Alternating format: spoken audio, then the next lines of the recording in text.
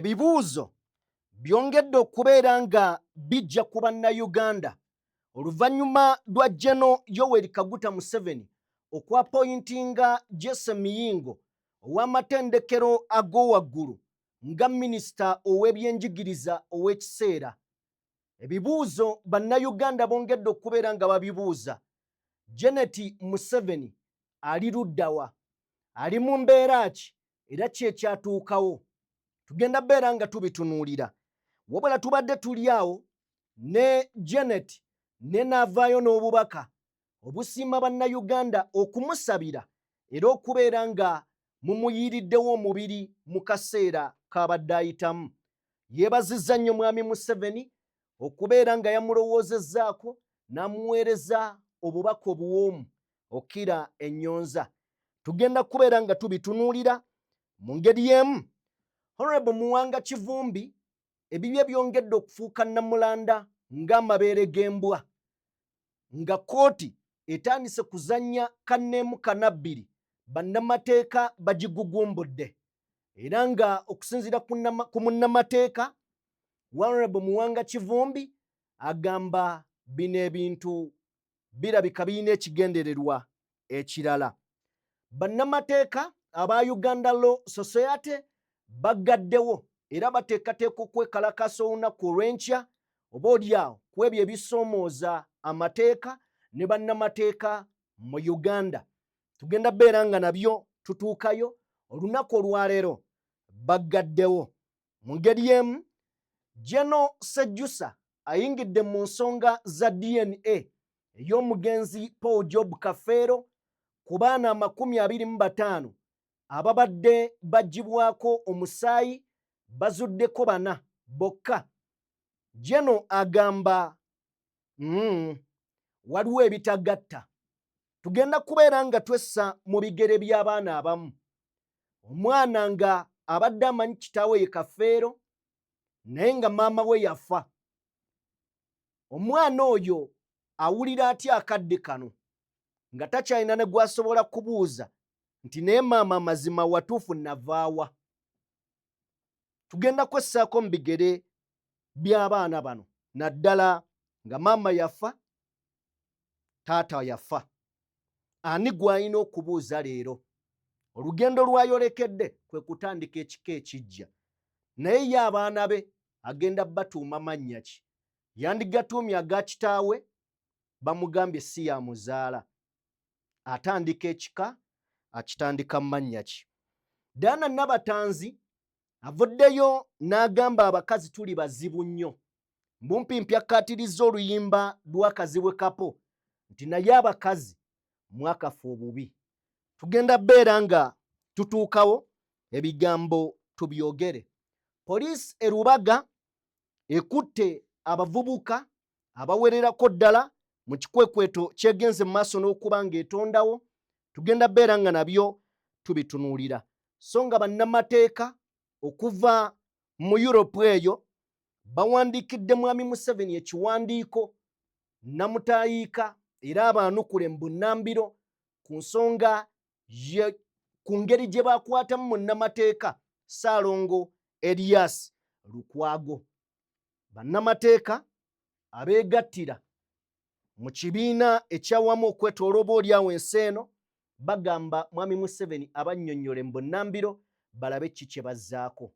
Ebino ebisingako awo bye tugenda okubeera nga tutunuulira mu mboozi gye nkuleetedde. Eno ye DPTV Uganda. Weebala atwegasseeko katukolemu bwe tuti katono nnyo then tujje ebigambo tubyogere. DPTV Uganda, Dawn People Television. Weewaawo mbaanirizzaako bassebo ne bannyabo buli omu gy'osinziira okubeera ng'otugoberera abali mu bitundu by'ensi eby'enjawulo.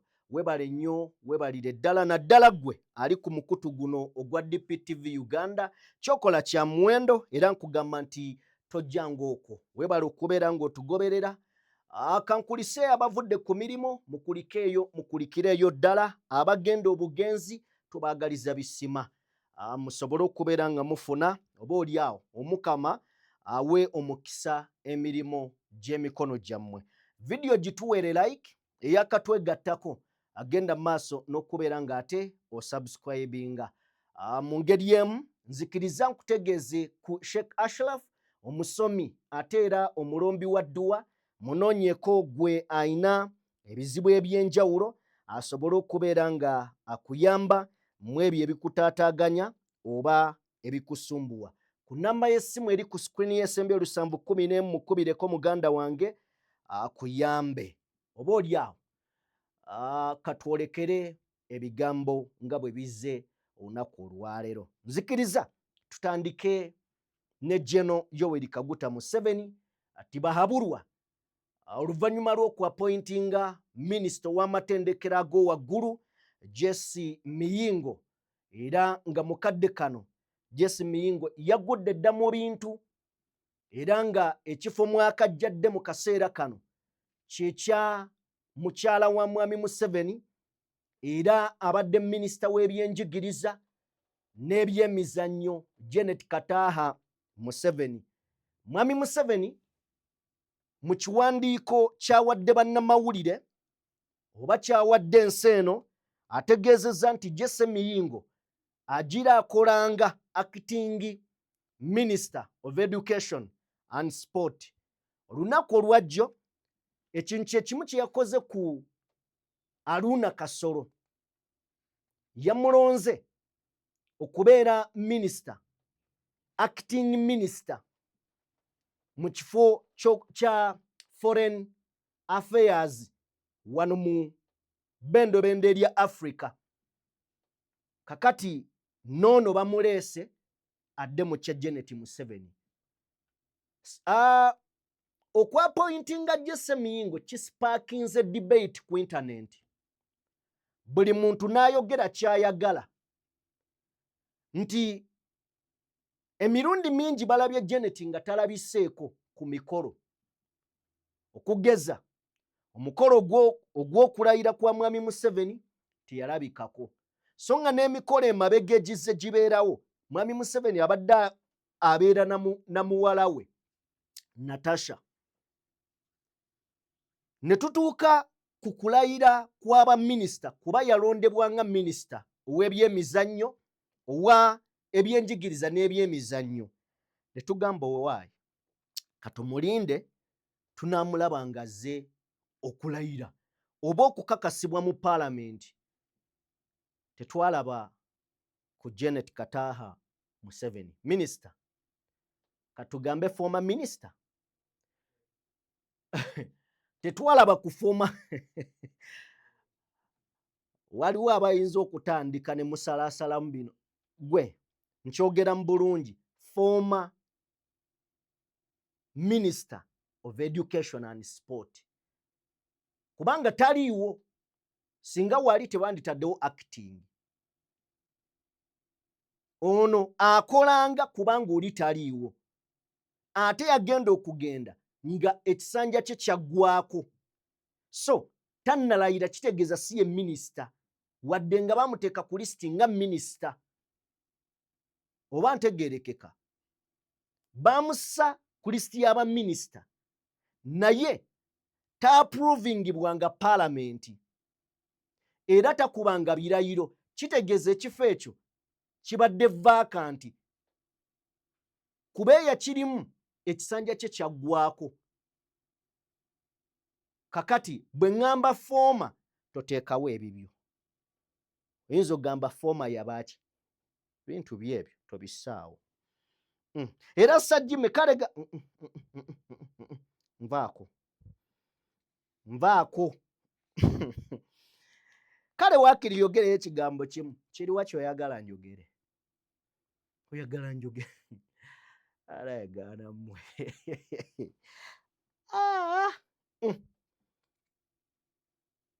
Mimwa misibe. So akadde kano ebibuuzo bwe baapointinze Jesse Miyingo, ebibuuzo byambuse nti naye ali luddawa former minister nga ye tavaayo. Naye olunaku olwajjo twafunye ekiwandiiko okuva eri President Museveni nga ayozaayoza oba ayagaliza mukyala we amazaalibwa amalungi, era n'atugamba nti okuva mu mwezi ng'ogwokusatu abadde mulwadde era abadde asumbuyibwa ekimbe, n'ekimbe kino ekibadde kimusumbuwa yasobodde okubeera ng'akisimattuka, era n'atugamba nti Maama Janet Museveni is critically ill. Ekitegeeza nti embeera ey'akasambattuko eyo yagisimattuse era yateredde. Kakati ebyajjese we bizze ne bagamba naye tebabeera nga Mwami Museveni abikkirira. Bw'aba ng'oli ali mu kuwona, lwaki ateekawo ono? Kubanga tulinze okuva we baapointinga baminisita. Bwe kiba ng'oli ali mu kuwona ng'owadde n'obubaka obugamba nti ali mu kutereera, lwaki ate owapointinga ono? Tewasobola kuteekawo muntu ng'ali mu mbeera mbi, lwaki omuteekawo ng'ate ono awona? Awo ne bagaa tewabeerawo omuzannyo awo, tewabeerawo buzaabuza awo. Omukulu ayinza otugamba nti ali bulungi naye ng'amazima gali nti embeera ekyali nzibu. Okategedde? Kakati ekirala nze kimpadde endowooza endala, Janet avuddeyo n'awa obubaka. Mu bubaka bwe atandise bw'ati agambye yenze. Waliwo agaanye? Yenze. Azifu waliwo abadde ayinza okkigaana nti si yeye. Janet Museveni ayogerera mu ngero. N'agamba nti it is a confirmation that the God I talk about is a living God. Nti kino kikakasiza ddala nti Katonda gwe njogerako y'oyo Katonda omulamu. Agamba nti y'oyo owange era ddala mulamu. N'agamba I must therefore thank Ugandan. Nti njagala okwebaza Uganda. Abadde agamba Uganda oba Ugandans? Kati, okay. Yebaza Uganda bannayuganda. Abadde magani ofaaki. So, kale, Uganda, bannayuganda ndowooza si kikulu nnyo ne Uganda. Kubanga yeetulera ffe. So, agamba nti era neebaza Uganda okutandikira ddala ku muzeeyi omwami wange. Omwami wange omulungi. Ansabidde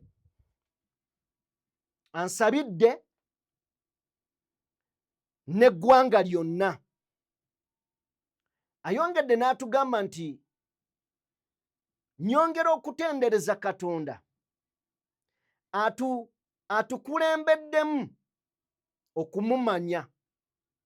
Webale nnyo byonna byonna okuvaayo mu public oba publicly n'onsabira. Agamba mwami we n'onsabira. Amugamba nti thank you for all those continuous prayers and also for the kind birthday wishes.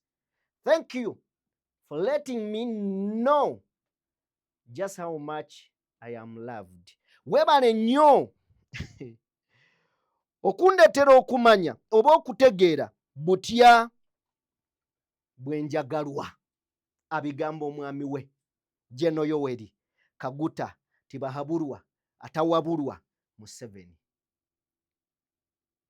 Kakati ekyo kirungi okubeera ng'ateredde, but njagala ggwe weebuuze olunaku olwajjo Mwami Museveni yatugambye nti omukyala ateredde oba agenda akuba ku matu bulungi. mu kiseera wali we yali tali bubi bamuappointinga nga minisita, mu kiseera nga akubye ku matu ate bataddewo acting. Njagala ompulirize, bataddewo acting. Kakati bwe bamala okuteekawo acting, bannayuganda ne baraisinga amaloboozi gaabwe. Eggulo ng'atugambye ateredde. Ekibuuzo kiri nti eno message okugitandika ne it's me Janet Museveni tekibanga kuzibiikiriza ddibu eri abantu okwongera okubuuza ebibuuzo nti aliwa ki ekyatuuseewo, lwaki bapointinze Jesse Miyingo, ye aliwa? Tekibeeranga adimi ye yatuwandiikira. Si mu bubi, twagala omulabako. Gwanji oba katambi oba kyonna kye kiri, twagala omulabako eri ebbanga ddene omunene oddirwalira. Obuzibu nti buli amubuuza wagyali bakima mu kime. Ffe tetubuuza wagyali, tugamba twagala mulabako. So kakati ebyo bye biri sayidizi eyo bassebo ne bannyabo. Simanyi gwe ndowoozayo, but I think tekibeera kibi okubuuza nti maama aliwa. Waliwo abantu alamu sipiidi awo mu comment. Lwaki omuyita maama? Is a law. Okategedde? Katugende mpola mpola paka nga tutegedde waali. Naye mu byonna bye bawandiika teri ayogera ddwaliro mwali. Ekyo kyoba mu kino kisinga.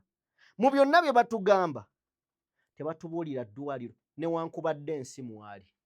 Naye ye tukimanyi nti tali bulungi. Kale ndowooza tuveeyo tugende tweyongereyo mu bigambo ebirala. Bwe tuba nga tuvuddeko awo, olunaku olwaleero Honorable Muwanga Kivumbi amyuka eyali amyuka Robert Kyagulanyi Ssentamu wano mu bbendobendo lya Buganda abadde alina okuleetebwa mu kkooti. Naye tekirabiseeko. Golowooza bino tebifuuse byankukuba akawuna? Bino si byajjangu onkwekule? Erias Lukwago obubaka bwe tujja buteeka ku intaneti. Muwanga Kivumbi leero ajja kino ne kigaana. Kanso Sam Muyizi alina obubaka bw'atuwadde bwe njagala oba oliawo tusooke tulabe then tukomewo.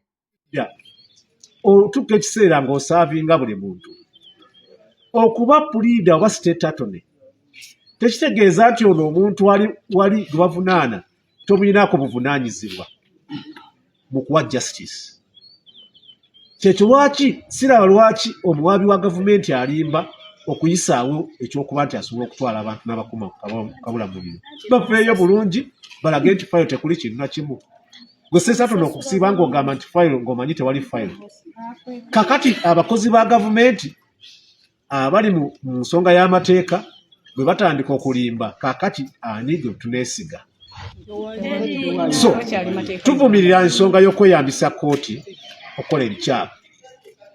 Ti gavumenti eri mu kweyambisa kkooti olw'okuba kkooti zo zirina kulabikanga ez'amateeka nti bwe ziri. Balage nti omuntu bamutwala mu kkooti naye nga kkooti bagyeyambisa nga kava okunyigiriza omuntu oyo. Simple.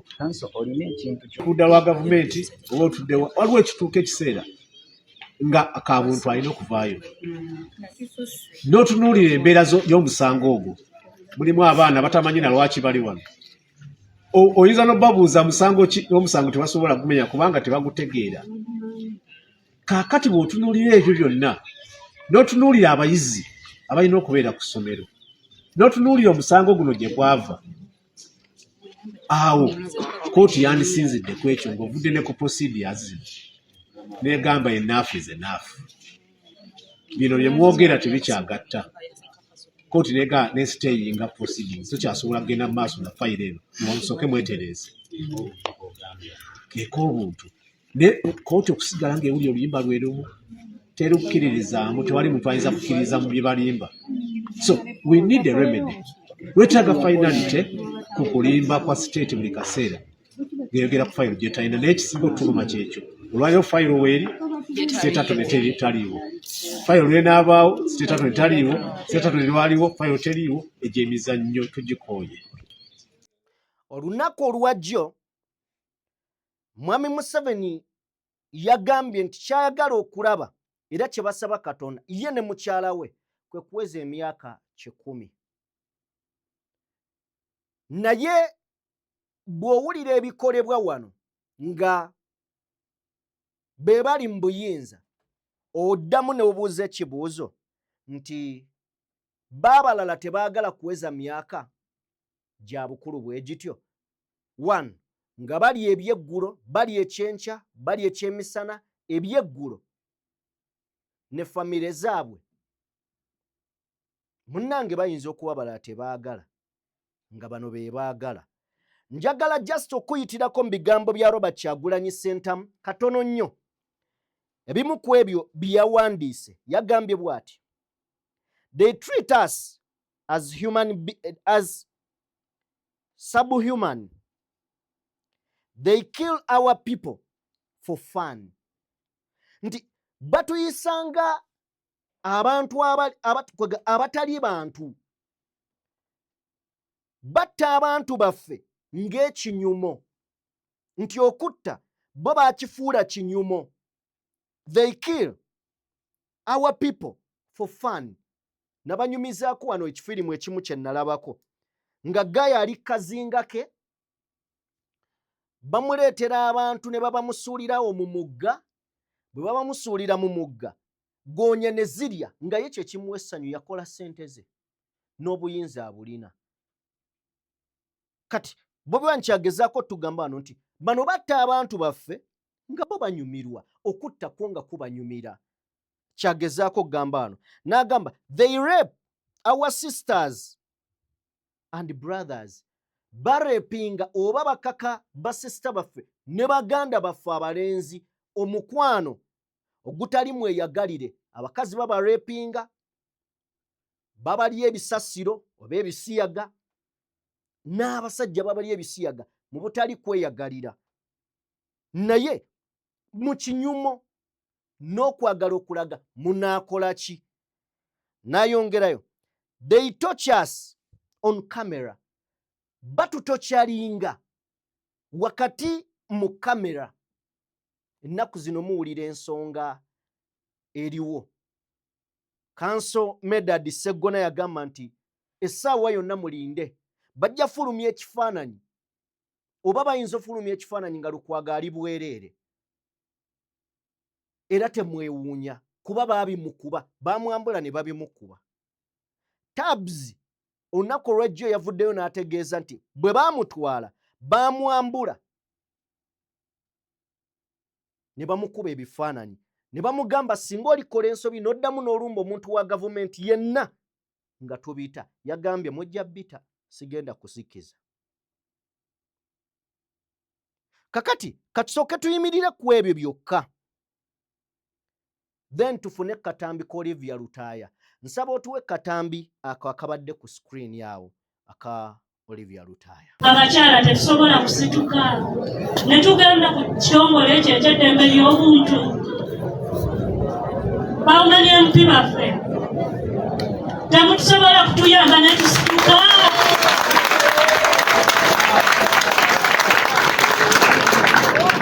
Tetusobola kugenda ne tubalako obutali bumativu bwaffe tugenda kuziika paka ddi pulezidenti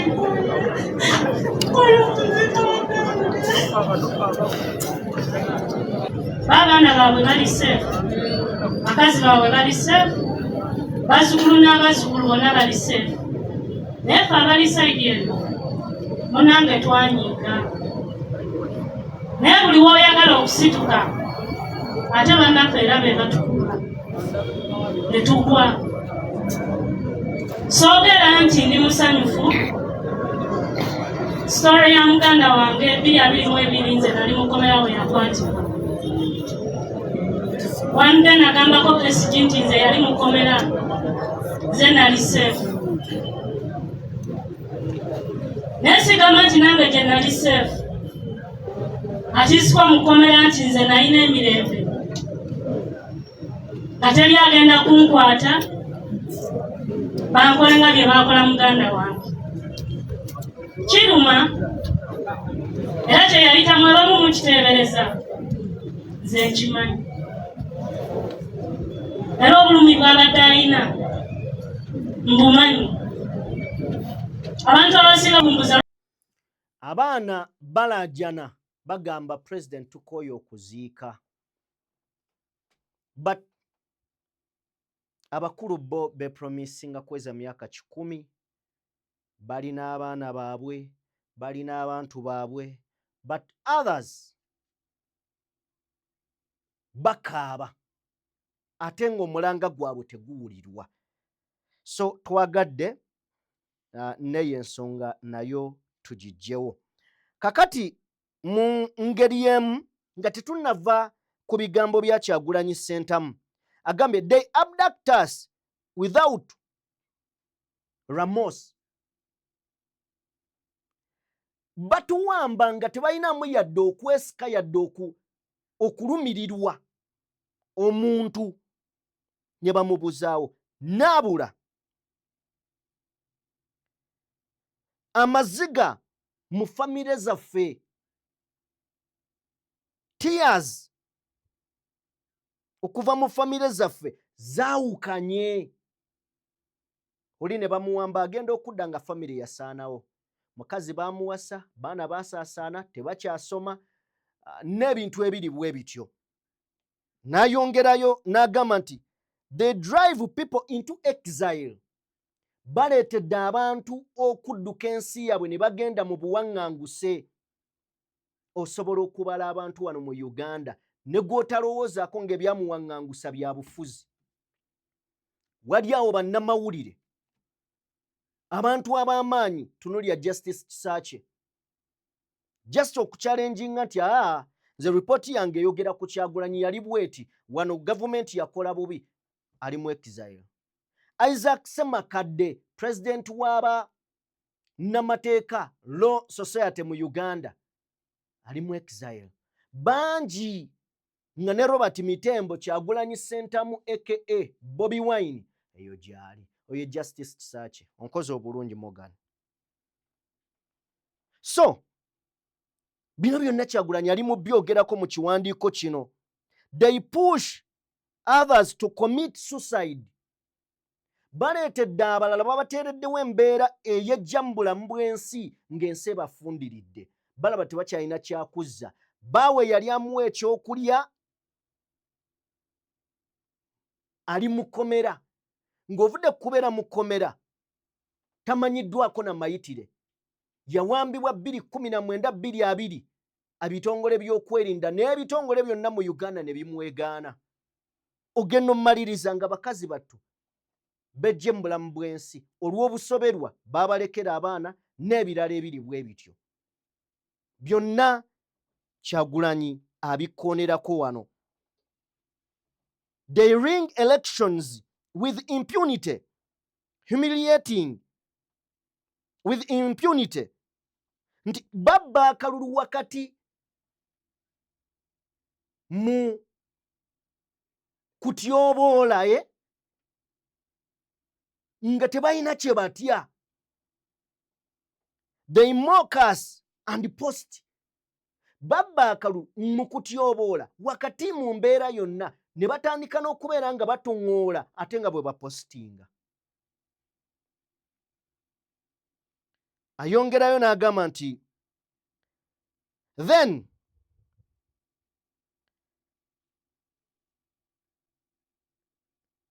they ask us, what will you do about it? Batubuuza n'ebibuuzo, kale tukikoze mugenda kukolawo ki? Mugenda kikolera ki? Bobi Wine yawandiisa ebintu bingi nnyo, tujja bbeera nga tubiyitamu okutuuka we tunaabimalayo.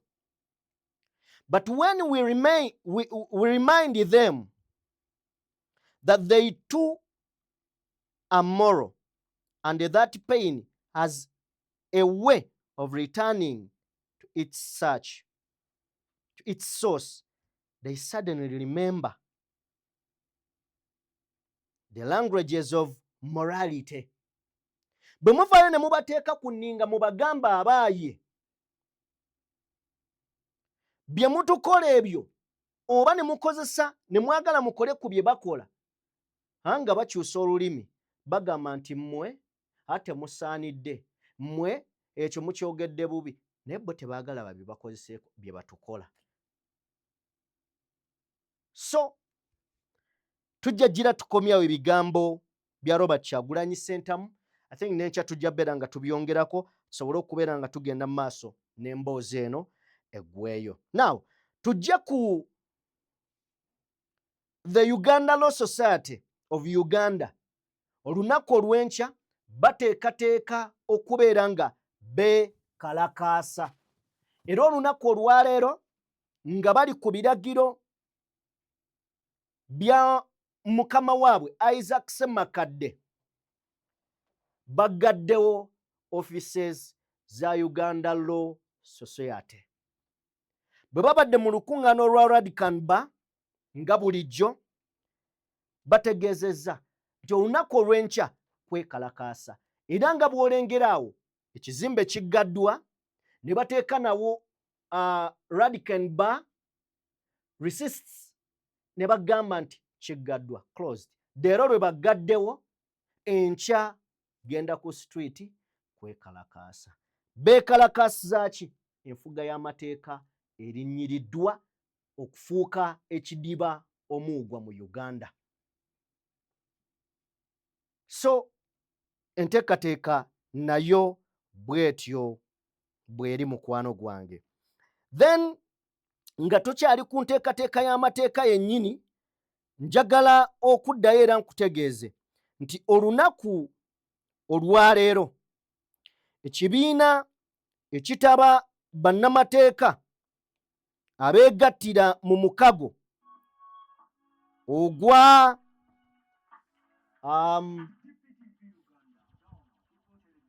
ekyegattira mu mukago ogwa CCBE bavuddeyo ne bateeka ku nninga gavumenti ya mwami Yoweri Kaguta Museveni ekibiina ekitaba bannamateeka mu mukago ogwa Bulaaya ki Council of Bars and Law Society of Europe kivuddeyo nga kiyita mu akikulira Roman Zavesky kiwandiikidde mwami Museveni Yoweri Kaguta Museveni ku nsonga za Erias Lukwago nga kitegeeza nti yakwatibwa mu nkwatibwa etali nnungi yadde n'akatono. So kivuddeyo ne kimugamba akitegeeze balabe ki kye bagenda okuzzaako. Naawe wano ebintu biba bitandise nno okukalubamu. International boards oba bodies kasita zitandika okujja ebiddako my brother, saagala tukiyite brother, my brother oba my biraza, embwa eba emekese emmwanyi, ekintu kiba kikalubyemu. So Morgan ojja ginteerako wakati. Nkoze obulungi obutagambika. So kyekyo ekiwandiiko ekifulumiziddwa, naawe osobola obbeera nga okiyisaamuko ku maaso mpola mpola nga bw'okyekkaanya. Ebyo byonna nga bigenda mu maaso nga tumaze obbitegeera ensonga y'okulinnyirira eddembe ly'obuntu mu Uganda, kati obuzibu bawandiikidde ate akulira abalirinyirira. Kati ate awo we bitabukira ya Rabbi, we bitabukira. Anyway, tuveeyo katugendeko katono nnyo ku DNA ezifulumiziddwa olunaku olwaleero. Nzikiriza DNA zino tuzitandike ne munnamawulire Diana Nabatanzi oba oli awo we tuba tusimbulira mutuwe mukana kaseera mubitegedde ebyakafeero kino sikirabanga abakazi bulijjo mbadde sikikkirizanga kye bagamba nti abakazi kwegamba fe basitaani abasooka fe baganda basitaani batera kyogera batya ne tuli babi nze kambabulire tuli babi tuli bantu babi abakazi tuli bantu babi ne baziikuula omusajja Kafeero ne batuuka ne bajjako zi DNA actually bajjako ezaasooka ne bajjako ezaddako ne bayita mu kavuvuŋŋano konna ke babaddemu ne muyombera amataka ne mujja ne mukwata abaana ne mubaleeta wali eri mubabasuulidde awo genda ku kijja kyammwe genda manya ku ttaka lyammwe genda manya ewammwe omwana n'omukwata n'omukaka ekika nga naawe okimanyi nti si gyagwanidde okubeera ng'okimanyi omwana si waayo bannange ng'okimanyi si waayo ng'okimanyi bannange ng'okimanyi ne baziikuula omusajja nga mulaba bwe muti ne mwekaza ne mukaka abaana ekika ekitali tuli batemu mubitegedde Kazibwe Kapo we yagambira abakazi mwakafa obubi of course si mwenna gwatolooza buli omu balina yabagaba mu kika kitali kikye nedda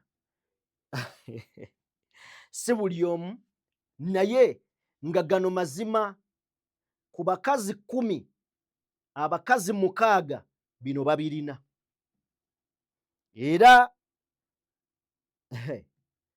kale katusirikire ebyama so wakati mu kebera abaana ba Paul Kafeero kizuuliddwa nti Kafeero Bendikito mwana we Simon Peter Kafeero mwana we Kafeero Thomas ye Swaziniga mwana we Nagawa Elizabeth mwana wa Kafeero ku baana 25 Kafeero ayinako abaana 4 wabula bazzeko bagamba okwetema kulabika kugguse boyi tetugenda kubikkiriza kakati waliwo abaana nga public ebadde egamba bano tebeetagana ndaga butonde then essira lyaffe njagala tuliteeke ku muvubuka omu wano waliwo omwana owa Kafeero kubanga byonna byogeddwa mubirabye mubiwulidde wanyi waliwo omwana omu kubabadde bagamba nti mwana wa Kafeero waliwo omulala ali mu kifaananyi in fact General Sejjusa naye amutaddewo kaawo omwana ono simanyi njagala wesse mbigere naawe ng'oyogera oba ng'okola comment omulenzi oyo bw'olaba Paulo Kafeero noono omwana olabira ddala nga mwana wa Kafeero abantu bangi bavudde ne babuusabuusa DNA zino mwabo abavuddeyo wabaddeyo General Sejjusa in fact abawadde n'amagezi buzibu ki obuliwo okukwata omusaayi guno gwongerweyo South Africa ne bongerayo kale omwezi gumu bamanye ebivudde mu musaayi bino baleme bikolera wano wokka ndabye webale nnyo tunuulira omwana ono mbutuufu kale tukebeza maaso naye abaana weebali newankubadde nti bannange siwakanya bivuddeyo just ndi mu kwebuuza newankubadde kale wandivuddeyo omu afaanana Kafeero nga si musaayi gwe naye abaana abafaanana Kafeero bangi bonna si babe when you took a look abaana bonna be bagambye ba Kafeero mwana atu tekuli amufaanana kyewuunyisa but bano boyinza okugamba nti kyewandiise ne kubire tekuli n'ekyo si kikulu ekikulu kye kino kye njagala twogereko. Mwenna mukuze nga nange bwe nkuze. Njagala olowoozeemu oli mu myaka 23, oli mwana muwala, oteekateeka kufumbirwa oba wafumbirwa. Oli mu myaka 3, taata wo yafa ne maama wo yagamba oyo ye kitaawo ne nnyoko yafa. Ne bajja bakuwa amawulire gano nti ono gw'ogamba nti ye kitaawo si ye kitaawo, baakuwa erinnya ly'ekika tolinaayo kirala. Matugo temulimu nagamba nti twawulira nti oba ayinza n'okubeerako owa gundi, ono gw'omanyi nga kitaawo. Njagala wesse mu bigere by'omwana ono, kati oyo omulenzi omu, oyo gwe nkulaze. Nnyina yafa, kitaawe mufu. Ali wa ssengaawe, ssengaawe ye agamba maama w'omwana ono nga tannafa yaŋŋamba ono ye kitaawe. DNA muwandudde. Omwana ono azzeeyo okutumibwa ebintu ebingi newankubadde abadde alina obbitunuulya n'obbikola nga bintu ki? Ekisooka, omwana ono alina okuddayo kukola ennyo. Naye nga tonnamutuma kukola nnyo, first obwongo bwe buli traumatized. Lwaki buli traumatized? Omwana ono ye tamanyi buvo bwe. Kati mu kaseera kano alinga eyava obuvi mu bbanga n'agwa. Talina kika n'okaluubirirwa ku mukazi gw'alina okuwasa kikaluba.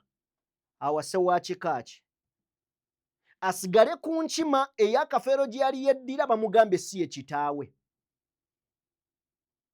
Kubanga wano mu Buganda towassa muntu we mweddira muziro gumu. Kati enkima bakugambye si musaayi gwo.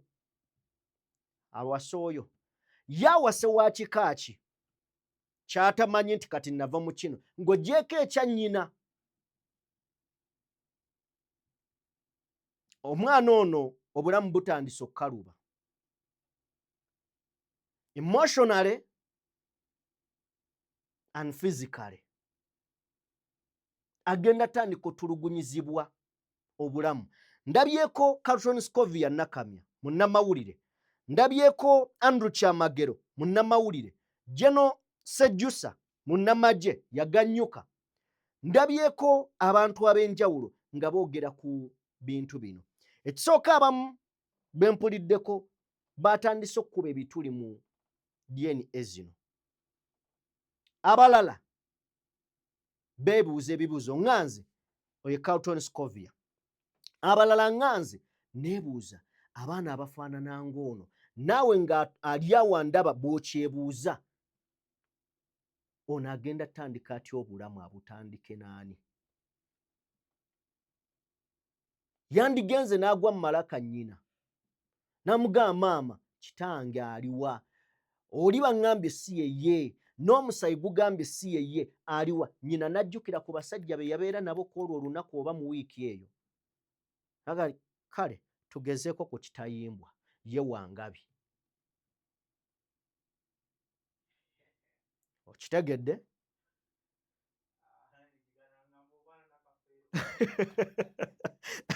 Kati lowoozamu ofaanana Kafeero. Bakutwalira kitayimbwa nti omwana ono wuwo. Omwana alabika nga n'ebintu byewandiise mu bbanga nti ye kennyini Kafeero. So abaana bano abamu bali mu kusoomoozebwa, abalala abalina bannyaabwe Mukama akyababisse, bakyalina omukisa nti nnyina akyasobola omubuulira. Njagala era okujjukiza nti bamaama abamu baba bamanyi, abalala baba tebamanyi. Kankuwa ekyokulabirako. Abaana abaali bakaayana baali abaana 36 n'omusobyo. Bwe batuuka okukola DNA nga babayise naggulu wali, abaana abasinga balabanga bayitawo n'ayitamu. Babuuza ate oli ng'agenda kumbe nnyina amukubidde n'amugamba ggwe weesiriwasa vaayo nakuzaala wanzera bo mukwesiriwaliza eyo. Kati omwana abazeeyo kubuuza nnyina bulijjo ŋŋamba ki? Abo ne beesootinga. Abaana abaasigalawo baali 25 out of 36. Kati 25 balonzeeko 4. Kyokka ku 4 DNA yakolebwa way back koze eno yakubiri. Yali eraga nti era bali 4 beebo. Nakubulidde ku luyimba lwa Kafeero mwe yali amentioningira amannya g'abano. Ne kaakati wano DNA muziraba si mu bubi. Nezo DNA muziraba ne Guluneedi yagamba mwana wa waka.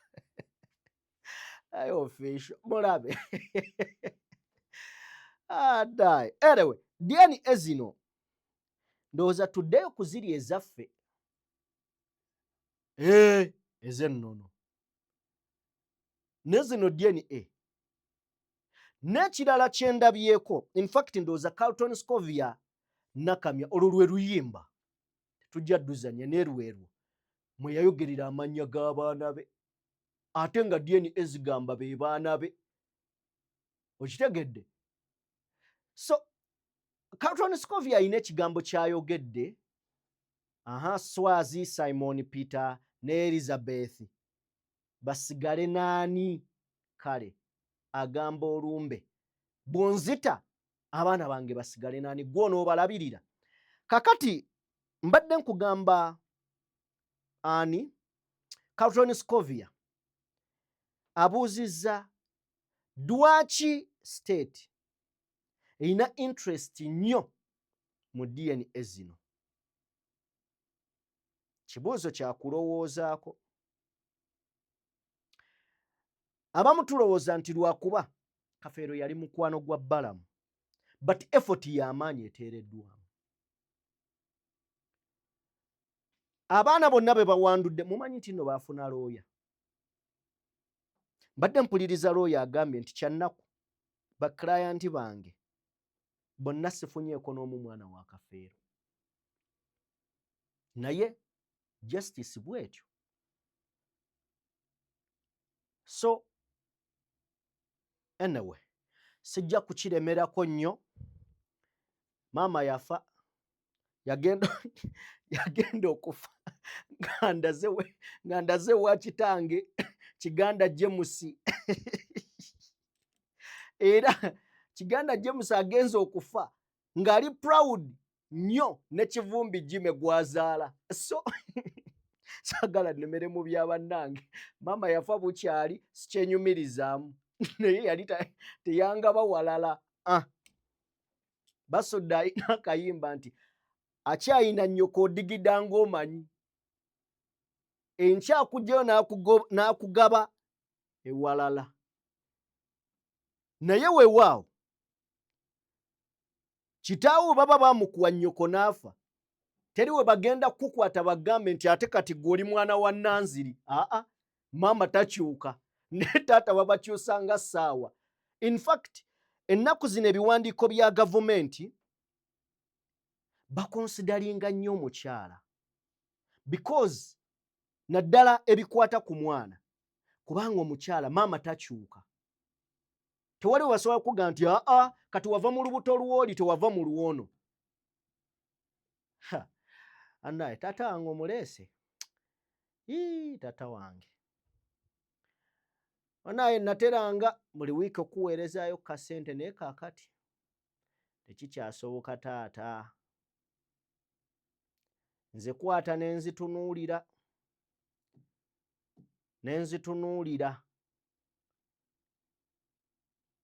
Neebaza Katonda olw'obulamu bwe yakuwa n'onkuza nankyusaako ko ku bulamu nga wuuli.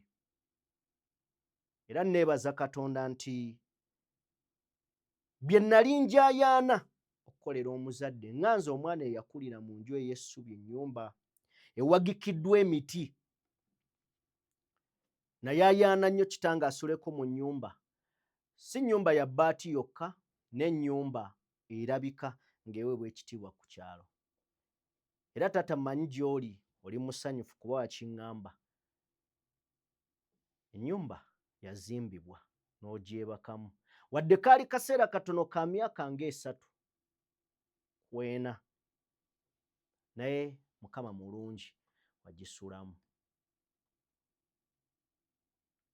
Bwe naleeta emmotoka ewaka wafukamira musajja wattu n'ogamba mu luggya lwa Kiganda mulinnyeemu emmotoka era n'oŋŋamba mwana wange njagala obeere bulungi naye tobba. Mugaa taata mmotoka yo twagiguze. Ndi musanyufu nti kitange wagenda okugenda nga at least nina we nsobodde okutuuka. Ne kati nkyalina obulumi maama teyali akuzange simumanyi sina yadde kifaananyi ne kitange nasobola for that neebaza Katonda olw'obulamu bwe yakumpaako ne nkulabako nga nkula ate ne nzija ne nkola ne mbaako n'ebyo bye nasobola okubeera nga nkuteekako. Wumula mirembe taata wange Muzeeyi Kiganda James.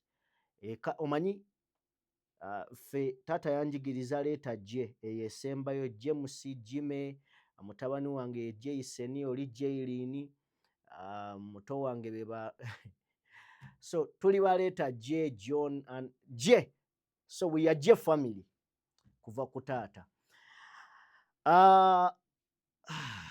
Kale manyi oleese muzeeyi kati nenduuzinga ne kyembadde nina okukola kino. Anyway, so byebyo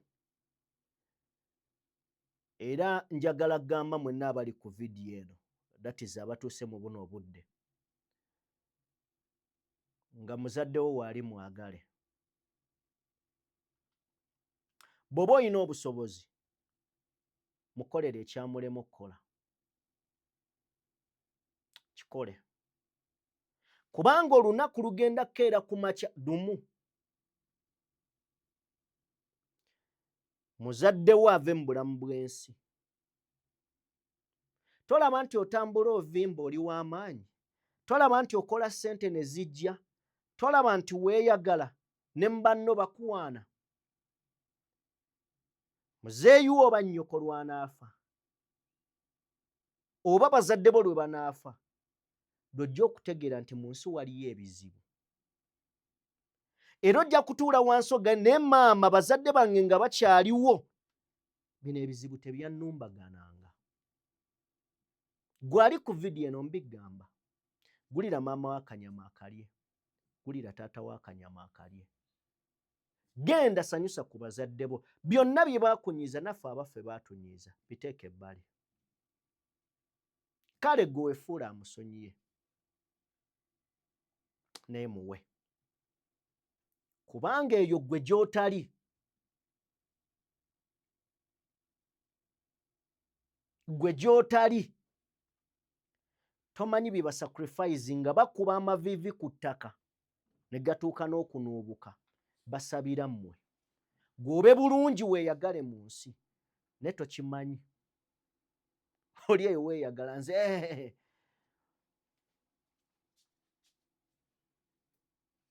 bawe nga bakyali balamu, bawe.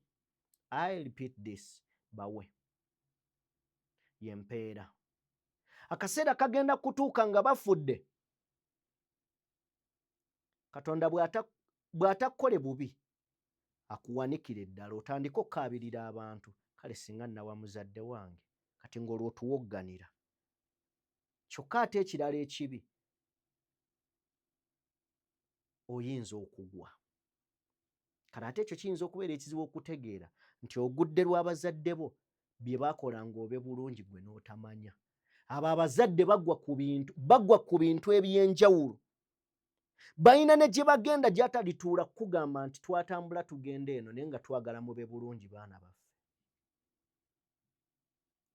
Basobola n'okuba bagenda ku basawo Abaganda bataase abaana baabwe babe bulungi mu nsi. Tebeefaako baagala abaana baabwe babe bulungi kubanga bwe banaaba bulungi nabo bajja kubeera bulungi. Ekyo alifa atakigambye alingina nakyo mu ntaana.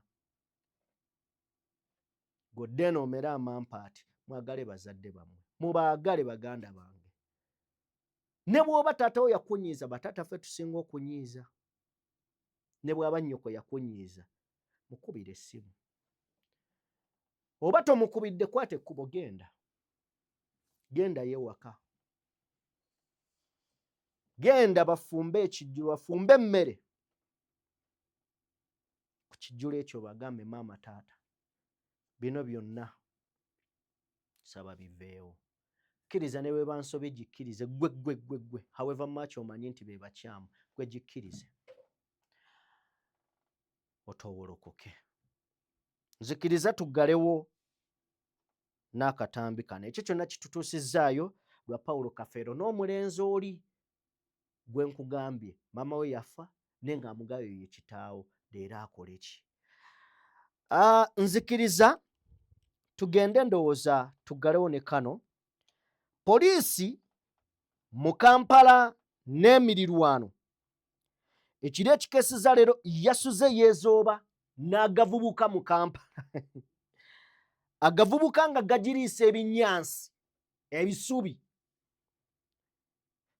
Naye poliisi mu bitundu Kampala, Mukono, Kira n'ebitundu ebirala ebiwerako wano mu Kampala Metropolitan ne Mukono, poliisi yasuze yeegoba, babuuka myala n'abavubuka bano tusikako bakazi busawo, bano abavubuka katuteege abava okukola tubakuba obuyinja bwa minzaani, abantu abali bwe batyo. Poliisi tetuwadde muwendo gw'abantu beeyakutte, but ekikwekweto kifaananako bwe kityo. Bayingidde mu zikolido, mabaala, biki yonna nga bajja basikayo abantu ab'enjawulo okulaba nga bafutiza obumenyi bw'amateeka n'okulaba nga babumalawo. Ndowooza tusembyeyo awo. In fact ndowooza tuggyewo n'emboozi ya Miriam Matembe Mogani. N'okutuuka olunaku olwaleero Miriam Matembe tamanyiddwako mayitire. Abamu ku bamutuuki abalina ennamba ye ey'essimu bagamba nti bw'okuba ziyitamu ne teri akwata. Kino kyonna kyatuuse oba kiddiridde olunaku olwajjo abagambibwa okubeera ab'ebyokwerinda, ekyo tekikyaliko abagambibwa, ab'ebyokwerinda nga beesibye obukookolo baalumbye amaka ge oba amaka gaabwe, era ne basangayo bbaawe yogayoga nga bayingidde mu nju, ne bagenda mu kisenge ne bamaga amaga omukyala nga taliiyo. Tebaanyeze mwami, ne bafuluma ne bagenda. Omwami yategeezezza nti omukyala yabadde agenze mu jjiimu, naye yakubye amasimu nga takwata. Obweraliikirivu we buli. Omwami olunaku olwajjo yagenze ku poliisi, tetunnabategeera oba ddala keesi baagikkiriza bagiggulewo oba tebaagiguddewo. Wabula ne gye buli eno abalina amasimu ga Dr. Miriam Matembe, omulwanirizi w'eddembe, former minister for integrity and ethic, simu ze tezikwatibwa. So kibi nnyo, kibi nnyo nti omuntu ow'amaanyi bw'atyo eyayimirira oba abamu ku baatuula okukola constitution deere tutambuza, bw'aba nga abamunoonya tebatunuulira na mu byawandiikibwa, constitution ya ggwanga nga bagiyitako bagirinnyamu na bigere, ne bamunona oba ne baagala omukwata mu nkwata ey'ekivandulo olw'ebyo byakkiririzaamu oba byayogera. It's unfortunate. So tumusabire, munzikirize sigenda sukkako wano. Njagala kubeebaza mwenna be tutambula nammwe, timwebale nnyo, mwebalire ddala okubeera nga mutugoberera era nga mutugoberedde okuva gye twatandikidde okutuuka wano we tugenze mu maaso n'okuba nga oboolyawo tubateera. Njagala kwebaza buli ssekinnoomu abaddeko, weebale nnyo, weebalire ddala okubeera nga otugoberera, kyokola kya muwendo era njagala kutegeeza nti tojja ng'okwo. Yenze Sajjime, mukutu gwa DPTV Uganda, Morgan Kulenz, era yali ku mapeesa. Katonda omulungi ow'ekisa nja basaba abankuumire. Leero nkoze nina omusajja okuva ku mukutu ogwa Lorin Media LMG Media Live. Morgan,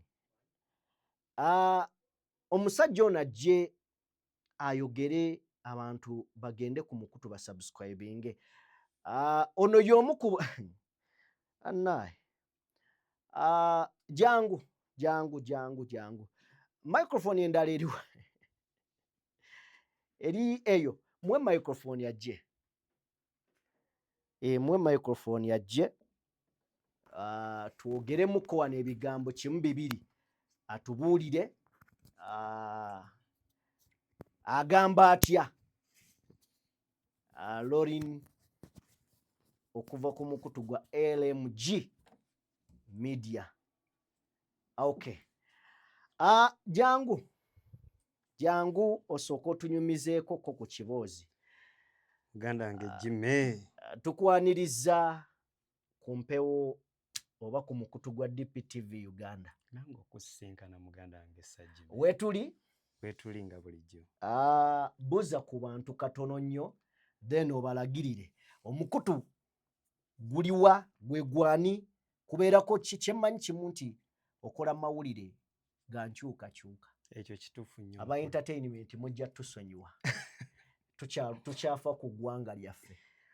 Sooka obuze ku bantu then obabuulire omukutu ogwa LMG bagufuna batya ku YouTube. Basically manyi ti emirimu kwogitambuliza. Bagambe. Mbanirizaako baganda bange bassebo ne bannyabo yonna gye musinzira okubanga mutuwuliriza. Manya n'eddoboozi mpitibwa Sir Nicholas Lorin era nga nsinzirira ku mukutu gwa LMG Media Live, mawulire gentuusa eri abantu okusingira ddala bannankyukakyuka. Okategedde? Abalwanirizi b'eddembe okwetoola eggwanga Uganda n'ensi ezitulinaanye. Lunaku olwaleero nfunye ku mukisa n'empitako eri muganda wange. In fact ono aba menta. Ekikola. Amazima geego. Amazima geego. Kyenkola kyonna nakyolaba okusinziira ku mukutu gwa LMG Media Live. Obukugu, amaanyi, amasannyalaze mpozi mugamba mugajja wa Bobby. Ewange gava wa muganda wange. Oli ate oli ne bw'otasaza kabiri ti n'oyisa wano ebbali kakwata omuliro. Mago mazima. Era tojja kufa ejja kwoli. Ebyaddala. Kale nno baganda bange n'olw'ensonga eyo nga muganda wange Sajjimmy bw'abategeezezzaako nti tuweereza mawulire ga nkyukakyuka. Omukutu gwa LMG Media Live tetusosola mu mawanga, tetuboola okkiririza mu ddiini ki, oba oli mukazi, oba oli otya, oba ofaanana otya, oba olabika otya, solonga azi olina ennaku ku mutima. Oyagala eggwanga. Yes, gwe omukutu LMG Media. Yes. Lorin Media Uganda. LMG Media. Genda oteekemu buteesi LMG Media. Osobola okubeera ng'ate osubscribinga ku mukutu ogwo gwa muganda waffe munnankyukakyuka. Ensonga azoogera nga tazirumyemu yadde okubeera ng'azitiiririra. Kale munoonyeeko ku YouTube osobole okubeera ng'omugoberera omufollowinga owoomerwe era onyumirwe emboozi ezikolebwa obuuyi obwo basayidizeeyo. Era ojja kubaako by'owulira nga tulina bye tufaanaganyamu. Ojja kubeera ng'obiwulira bye tufaanaganyamuko. Olwaleero bansazeeko tutera kwebeerera eno nga abakozi ku mukutu guno naye leero ansazeeko. Jayz naawe obuuze ku bantu. Jangu obuuze ku bantu.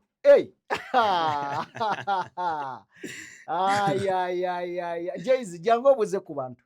Jangu obuuze ku bantu. Nkwe mike yange. Abakulu bansazeeko jangu obuuze ku bantu. Buuza ku bantu Jayz. Muwagizi wa Manchester United.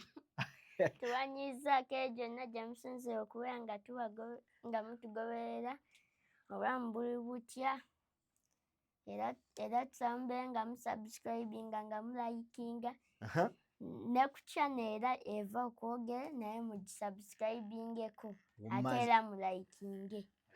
Akaliba akendo mugende ne mu notifications mukomentinge nokukomentinga. Akaliba akendo okalabira ku mukonda. Oyagala kuba ki ng'okuze? Njagala beera musambi wa mupiira. Oyagala kubeera musambi wa mupiira. Musambi ki asinga okubeera nga akolera oba gw'osinga okubeera ng'oyagala? Cristiano Ronaldo dos Santos Aveiro. Cristiano Ronaldo de Santos Aveiro. Wow. Musambi ki asinga okusamba omupiira mu nsi? Era gwennyini gwe ŋŋambye. Awo naawe waliyo Messi. Messi ye taliiko. Taliiko. Waliyo Kylian Mbappe. Kylian Mbappe. Kylian Mbappe yani mumanyi naye mulabyeko. Ronaldo yekka gwe nnaalaba. Kylian Mbappe taliimu. Tali mu lisiti zange. Waliyo World Cup owagira nsi ki mu World Cup? Portugal. Wagira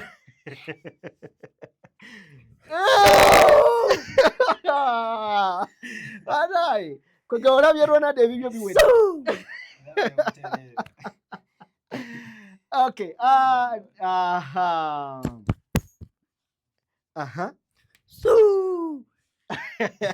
Okay, that is this is Jason Jay's Uganda. Kozi olichi Eddie boy Eddie prefect. Head boy. Okay. Kale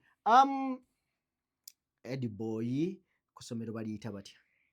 Essomero baliyita SW Winyi Nursery and Primary School. Okay. Boddayo batugambire ab'oku SW Winyi nti beebale nnyo beebalire ddala. Lisangibwa wa? Lisangibwa Makindye. Lisangibwa Makindye. Okuliraana ki? Ali eyo omuzadde nga yandyagadde okuleeta omwana ku SW Winyi Nursery and Primary School, mulagirire.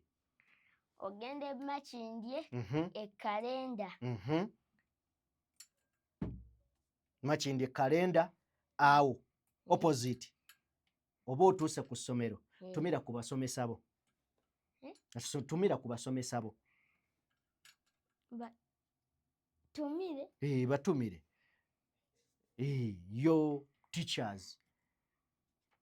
Bonna boogere. Yogera bonna. Bonna boogere. Njogere bwogezi mannya. Bagambe teacher gundi nkutumiddeko.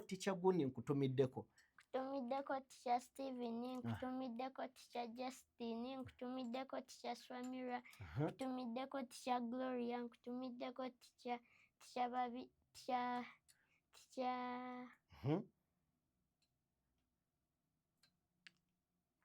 Obeerabidde? Teacher Babirye.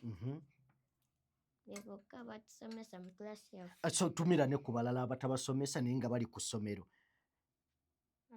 Nange ntumiddeko teacher Rose. Tumiddeko teacher Maria. Anti abali kusomera ku kampasi yonna oba ku kampasi yonna. N'aba nursery. All. Bonna b'omanyi. Nkutumiddeko teacher John, nkutumiddeko teacher Bernard. Daddy. Wanji? Baweddeyo bonna. Okay, kale. Ladies and gentlemen, tugenda kubeera nga tusukkako wano. Tubadde n'omuwagizi wa Manchester United omuyizi ku SW Winyi. Tubadde ne Nicholas Lori Newg okuva ku LMG Media. Buterevu nnyo mugende mube nga muteeka subscription ku mukutu ogwo ensonga etambulire ddala bulungi nnyo. Tetugenda beera nga tusukkako wano. Njagala kubeebaza mwenna be tutambudde nammwe nti mwebale nnyo mwebalire ddala kosa ne sponsor waffe oba basponsa baffe okuli Sheikh Ashraf omusomi so ng'ate era mulombi wa dduwa munoonyeko gw'ayina ebizibu ebyenjawulo ennamba y'essimu tugiteekayo osobola okuddawo wali emabega n'ogiraba ensonga n'etambulira ddala bulungi nnyo tetugenda bbeera nga tusukkako wano mubeere bulungi mweraba